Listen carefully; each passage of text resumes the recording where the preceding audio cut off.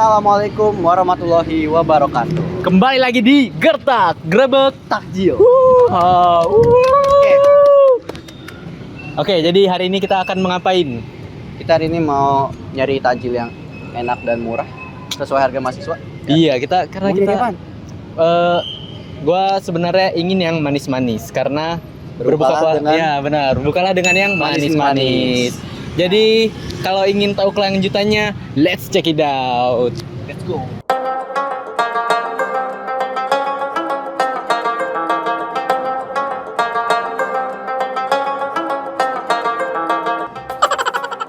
Kembali lagi di Gertak Grebek Takjil. Oke guys, jadi hari ini kita ada membeli cendol dawet dan gorengan. Jadi lu udah nyoba belum cendol dawetnya, Pi?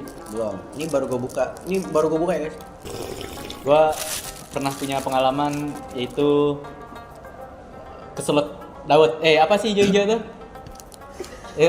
Ya, gua itu aja. Testimoni. Keselak. Wah, gitu, Cok. Nah. Keselak gue beneran keselak. Jadi gimana, Pi? Menurut lu tuh manis atau netral atau apa gitu? Manisnya udah. Manis. Ini kalau gorengan mah semua gorengan sama aja kalau kata gua mah. Ini tahunya bukan tahu jotot sih ya. Iya.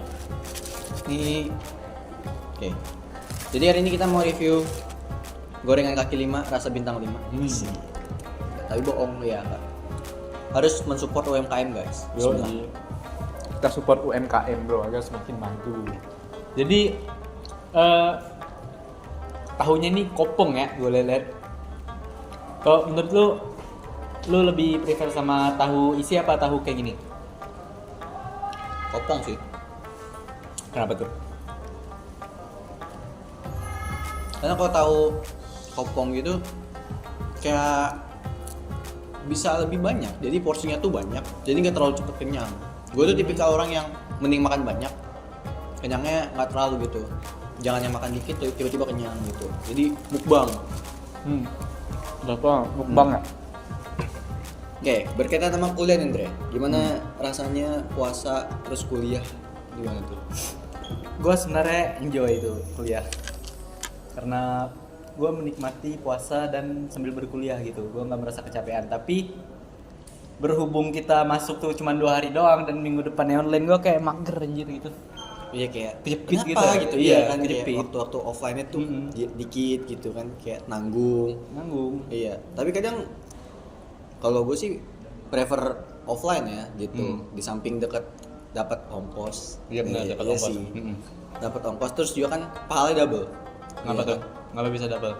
Kan puasa sama belajar. Oh iya, menuntut ilmu, berjihad. Iya, jihad tuh tidak harus ya Tidak harus itu ya. tidak harus Jamsut sensitif. Taliban. No, iya. Tidak harus jamsut Taliban. Jadi Dan menuntut dalam ilmu kampus juga kan. itu termasuk jihad. Iya. Itu bagi Anda ya gitu. Nah, tuh. Ini kita di sini masih makan yang sama. Iya, Nah, masih tetap sama. ini mumpung lagi makan nih. Gua bawa Buku apaan tuh? Gue dari tadi ngeliat lu bawa buku apaan tuh, merah. Tentang apaan? nih. Jadi nih kalau nggak kelihatan tuh. Jadi ini buku ini kok pindahin gini aja biar kayak digramit-gramit gitu. Anjay, kayak di Gramet. Bisa. Susu. Nah. Iya. Foto dulu, cekrek. Anjay. Nah. Jadi gimana nih? Oke. Itu tentang bercerita tentang apa? Jadi Tokyo Zodiac Murder tuh ya. Dia buku ini tuh menceritakan tentang pembunuhan emang. Ini serem sih puasa-puasa bahasa ginian. Nggak apa-apa, kan Iya. setan dikurung bro, puasa-puasa. Oh iya. Ini setannya beda nih. Oh iya, kita setannya aja. Oh iya, kita setannya. Nah, jadi buku ini tuh ngebahas tentang pembunuhan yang dimana tuh di dalamnya kalau mau dikaitkan dengan kriminologi itu ada guys. Nah, jadi di buku ini terdapat di bab ini udah terakhir sih, udah epilog catatan si pelaku gimana dia itu membunuh para korbannya itu bisa dikaitkan dengan teori aktivitas rutin. Itu teori apaan tuh? Teori aktivitas rutin? Nah, jadi teori aktivitas rutin itu ya teori yang dimana melandaskan segala hal yang lo lakuin setiap hari, rutinitas lo itu bisa menuntun lu entah itu jadi pelaku atau korban dalam suatu kejahatan. Iya, yang contohnya gini deh, lu ke kampus nih, jalan Iya. di tempat yang sama, rutenya sama, selalu di situ terus tuh pulang pergi. Iya, Nah selalu di situ. itu bisa tuh. Jadi teori rutinitas gitu. Iya, aktivitas rutin. Jadi orang yang misal nih amit-amit gitu, lu diincar orang, dia tuh udah tahu, oh si Andre tuh pulang dari BL jam segini, lewat sini nih, gitu. Ntar dia keluar dari sini nih. Nah itu, Jatuhnya di itu ya, diintai gitu ya. nah diintai gitu. Nah makanya teori aktivitas rutin ini cocok kalau kata gue tuh ya buat orang yang apa ya, OCD gitu, yang hidupnya tuh harus teratur banget. Oh iya benar-benar. Iya, kayak gue berangkat jam sekian, ntar berangkatnya lagi jam sekian, pulang jam sekian. Nah tuh bisa tuh jadi santapan empuk para kriminal di luar sana gitu. Makanya saran gue sih kali-kali lah ganti rute gitu, apalagi ya ganti helm juga kalau bisa, Iya, atau bener. ganti jaket gitu. Karena kan orang kan pasti punya ciri khas ya, kayak "Ih, misal Andre jaketnya hitam mulu, nah ketahuan tuh." Nah gitu, jadi teori aktivitas rutin tuh kayak gitu. Hal yang rutinitas lu lakuin setiap hari itu bisa nuntun lu ke kesialan yang akan terjadi gitu. Sama kayak di buku ini, cuma kalau di buku ini rutinitasnya adalah sebuah keluarga ya.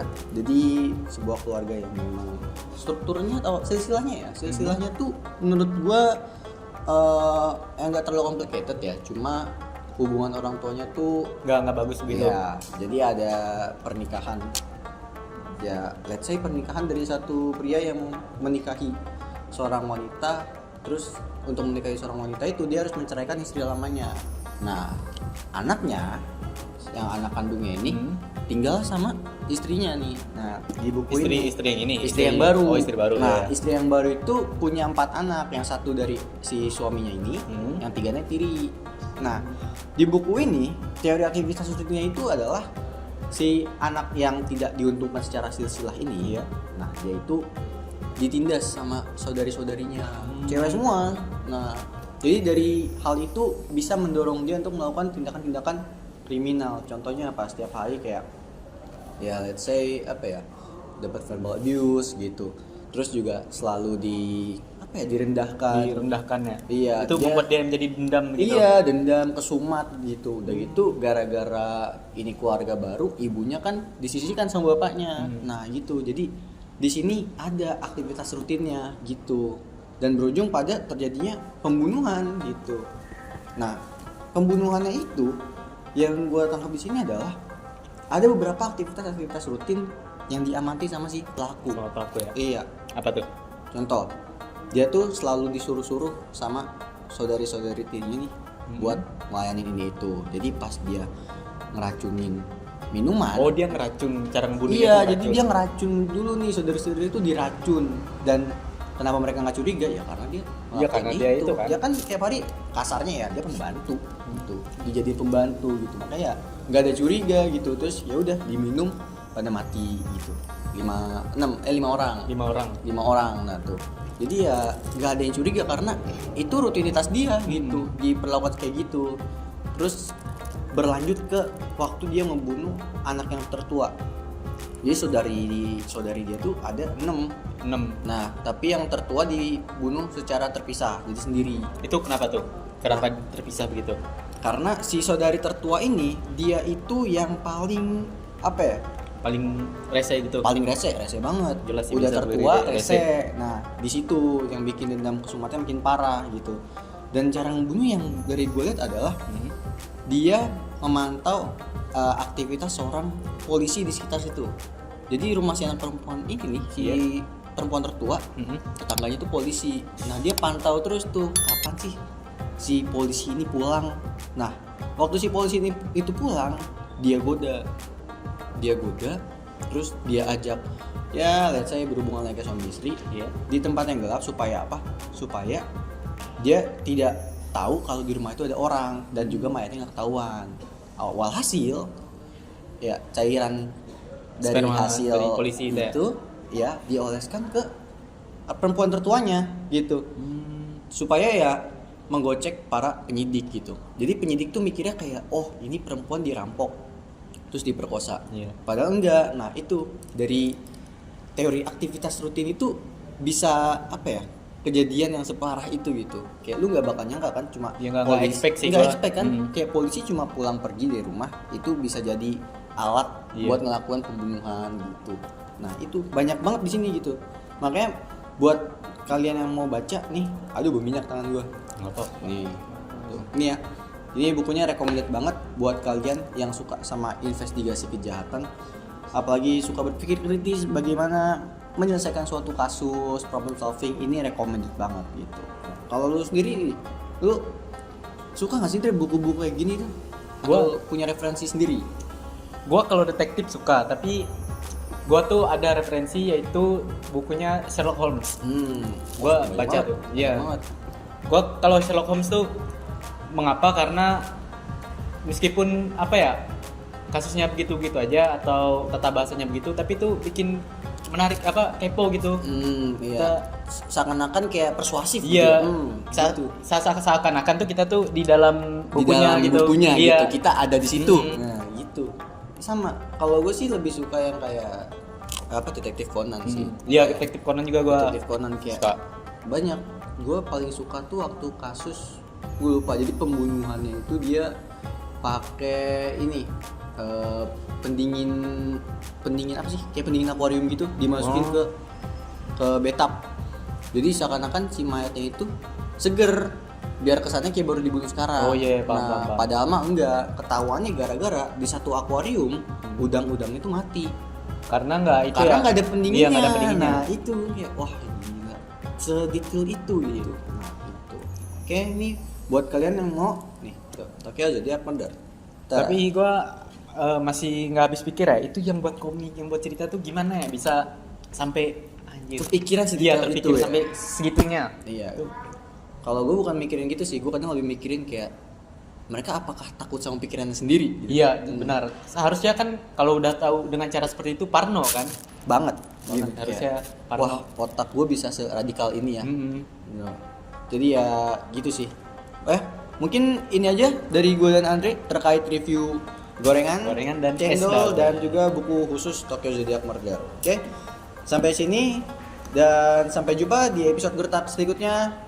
Oke. See you around and Oh iya, Andre ada penutupan. Oh iya, gua lupa. Andre ada Gua penutupan. ada penutup. Andre ada penutupan. Untung gua inget, untung lu mengingat gua. Oke. Untuk teman-teman dan sahabat-sahabat sekalian agar menjaga tata bahasanya ya. Dan untuk bocil-bocil yang kalau membangunkan sahur berisik dan berkata kasar, tolong bahasanya diperbaiki. Benar tidak, Raffi? Ya, karena mulutmu harimaumu. Ya jadi ada sedikit pantun untuk teman-teman.